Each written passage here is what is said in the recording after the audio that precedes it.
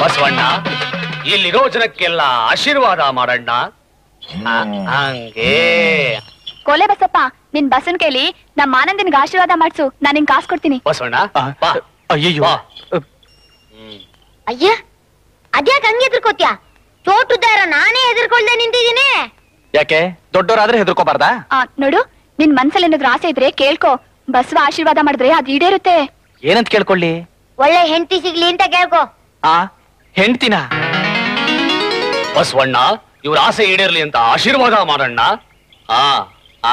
ಹಂಗೆ ಹಂಗೆ. ತಗೋ.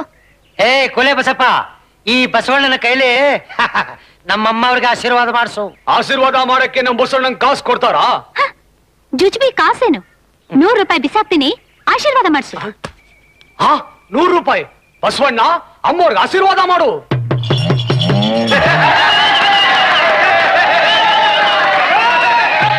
ಹಂಗೆಲ್ಲ ಹಠ ಮಾಡ್ಬೇಡಪ್ಪ, ಅಮ್ಮವ್ರಿಗೆ ಆಶೀರ್ವಾದ ಮಾಡು.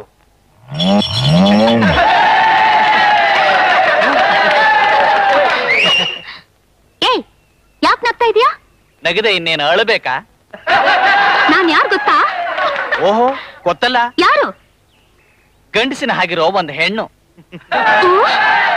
ಏನು, ನನ್ಗೆ ಅವಮಾನ ಮಾಡ್ಸೋಕೆ ಈ ಕೋಲೆ ಬಸವನ್ ಕರ್ಕೊಂಡ್ ಬಂದಿದ್ಯಾ? ಅಯ್ಯೋ, ಹಂಗೆಲ್ಲ ಇಲ್ಲ ತಾಯಿ. ನೋಡ್ತಿರು, ನಿನಗೂ ನಿನ್ ಕೋಲೆ ಬಸವನ್ಗೂ ಏನ್ ಮಾಡ್ತೀನಿ ಅಂತ. ಯಾರ ಹುಡುಗಿ? ಜಂಬದ ಕೋಳಿ ಆಶಾ ಅಂತ. ಅವರಪ್ಪ ದೊಡ್ಡ ಸೌಕಾರ. ಓಹೋ, ದೊಡ್ಡ ಸಾಹುಕಾರ ಅಂದ್ರೆ ಏನ್ ಲಕ್ಷಾಧಿಪತಿನೋ? ಲಕ್ಷಾಧಿಪತಿ ಅಲ್ಲ, ಕೋಟ್ಯಾಧಿಪತಿ. ನೋಡು, ಈ ಸುತ್ತಮುತ್ತ ಇರೋ ಜಮೀನೆಲ್ಲ ಅವ್ರದೇ. ಅದ್ ಮಾತ್ರ ಅಲ್ಲ, 2 ಫ್ಯಾಕ್ಟ್ರಿ ಬೇರೆ ಇದೆ. ಅವ್ರಂತ ಸಾಹುಕಾರು ಈ ಊರ್ನಲ್ಲಿ ಬೇರೆ ಯಾರು ಇಲ್ಲ. ಅದಕ್ಕೆ ಅಷ್ಟೊಂದು ಅಹಂಕಾರನ ಅವಳಿಗೆ? ಅಹಂಕಾರ ಮಾತ್ರ ಅಲ್ಲ, ಹಠಾನು ಜಾಸ್ತಿ. ಯಾರನ್ನು ಕೇಳಿ ಮಾಡೋದಿಲ್ಲ ಅಂತಾಳೆ.